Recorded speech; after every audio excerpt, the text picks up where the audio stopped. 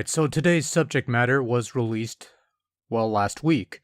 And as nice as it would have been to pull a review out of my ass right then and there, I actually wanted to spend some quality time with this thing before I actually talked about it. So here we are, Mega Man Legacy Collection 2, containing 4 more games in the classic Mega Man main series. Mega Man 7 originally released for the Super Nintendo, Mega Man 8 originally released for PlayStation and Saturn. The former is represented here, by the way. And you also have the NES-style revival/demakes released on last generation digital services, Mega Man 9 and Mega Man 10.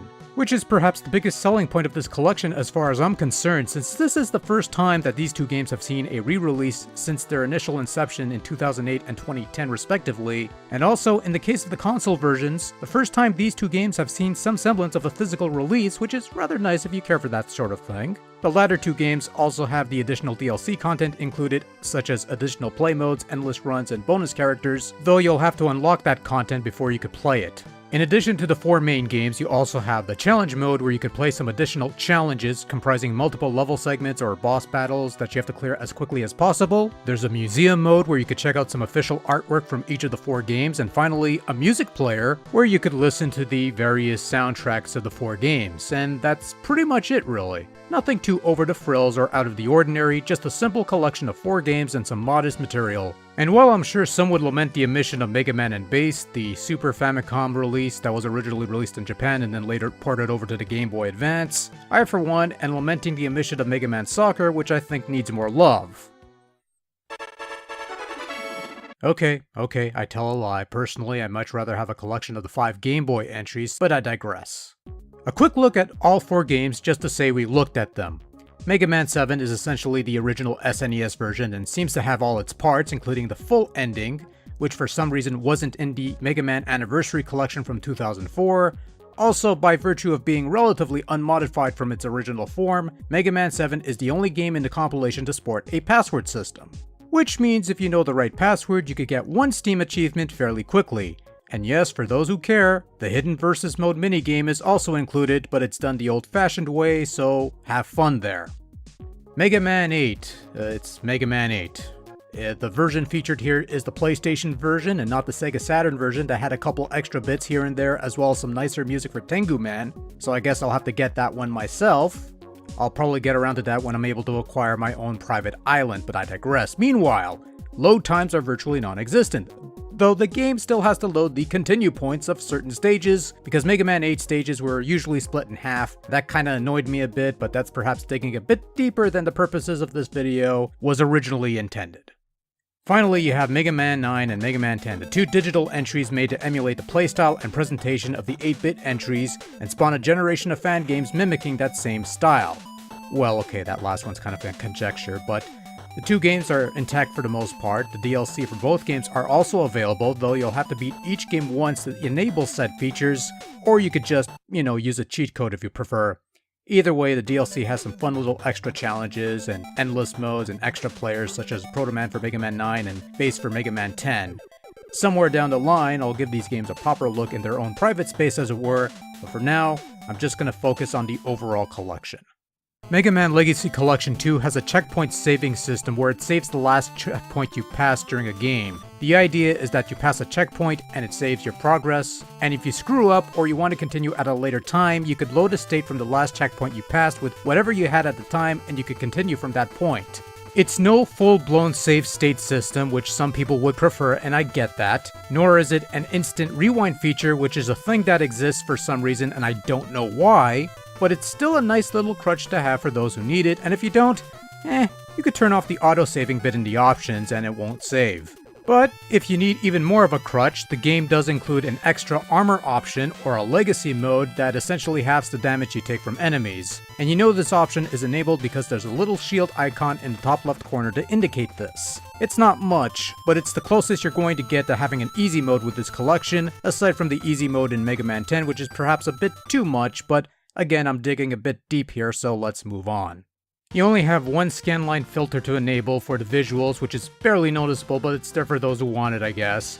You have standard options such as full screen or windowed views, choice of aspect ratio, VSync, button configuration, which is nice because the default setup is not great. You could choose from a variety of languages to play the games, changing the language to Japanese, will allow you to play the Rockman iterations of the 4 games, which means Japanese voice acting in the Rockman 8 cutscenes, which is apparently supposed to be better than the English dub, but considering the extent of my Japanese language comprehension boils down to Hadouken! And thus all Japanese dubbed anime sounds the same to me, I'll just have to take people's word for it. Like I said before, there's the museum, which has an abundance of artwork, little comic strips, and you could even try some boss battles if you click on the appropriate images that will tell you that much.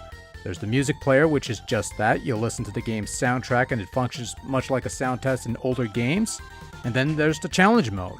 Similar to the first Legacy Collection, you're presented with a series of challenges that comprise Mega Man going through segments of levels from the appropriate game and trying to complete said challenge as quickly as possible. The more challenges you complete, the more challenges you can unlock, and while they provide a nice bit of diversion, I'd be lying if I said these were worth any semblance of a damn. The boss rush things? Maybe, just maybe, but the rest? No thanks, I'll stick with the main games. Or maybe I'll just play more Mega Maker, that's always fun.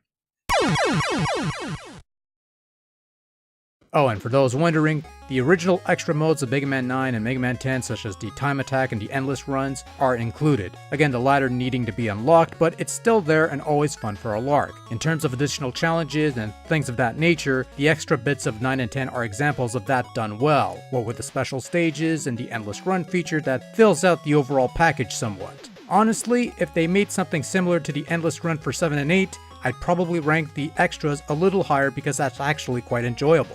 Even if I don't ever make it that far, but that's part of the fun. In terms of content, it's pretty bare bones. If you like browsing through images and artwork and listening to the music and the soundtrack, there's more than your fair share, but it's nothing that you haven't seen before or elsewhere. As far as anything more than that, So that leaves the games themselves and how they're presented or emulated or whatever the case may be. And they're actually well represented here. All the games play, sound, and look like what they're supposed to, and they're actually rather sharp looking as far as the cleanliness and the sharpness is concerned. Setting the screen image to full without borders, yes, this game has side borders in case you couldn't tell, and without scan lines, the games look nice, they look sharp, it's very clean looking, the kind of quality you'd expect an old game to be presented on higher resolutions. Oh, there'll be instances, rare instances where the vertical sync might be out of whack at times, but it didn't run too badly, at least on my end, it worked well enough. Control-wise, it's slick and responsive, which is nice because these games demand that sort of precision in order to conquer the challenges within.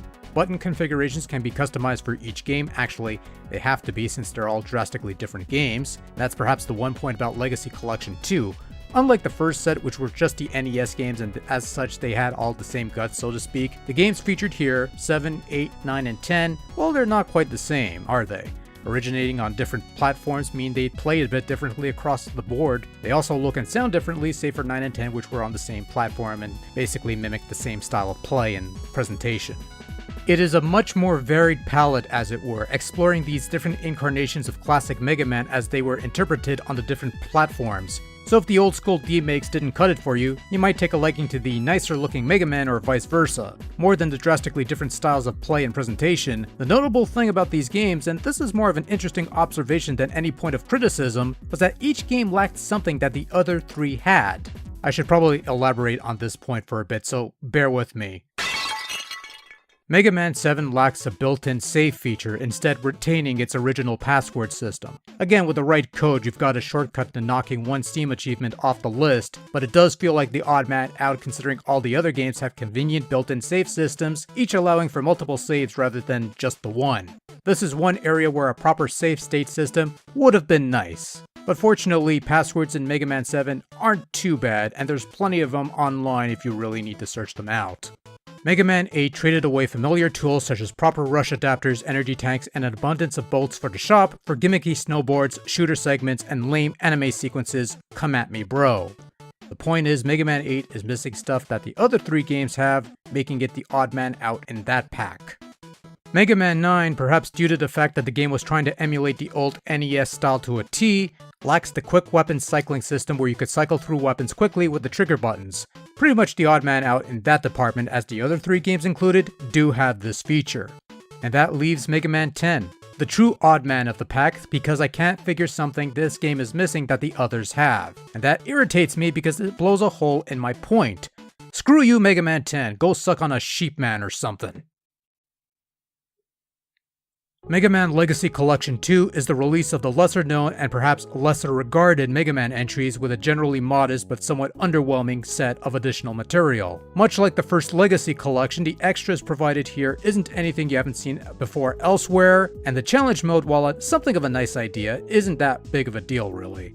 So if you're looking for neat extras in a compilation, or plenty of them, I can't say you're going to find that here. But you are getting 4 classic Mega Man games, and while the overall gameplay is similar across the board, these are varied iterations due to the different consoles they were originally released on. And while they might not be the most beloved entries, Classic Mega Man is a case where even the supposed worst entry in the series is still pretty solid stuff.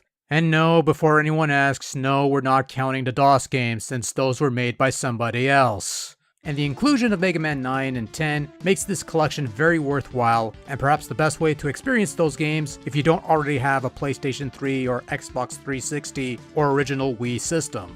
All in all, not a bad collection of classic Mega Man titles that could have used a little more spice, but it's still pretty good nonetheless. And for anyone unfamiliar with Mega Man and they want to jump in on the franchise, this, along with the first Legacy Collection, would serve as a nice little introduction to the series, and a nice jumping on point before you move on to the other incarnations like X and Zero and all that stuff. And that's Mega Man Legacy Collection 2. Not a bad collection of games. Could use a bit more varied extras or better extras, but the games within are quality, and at the end of the day, that's the main thing that matters. And that's good enough for me.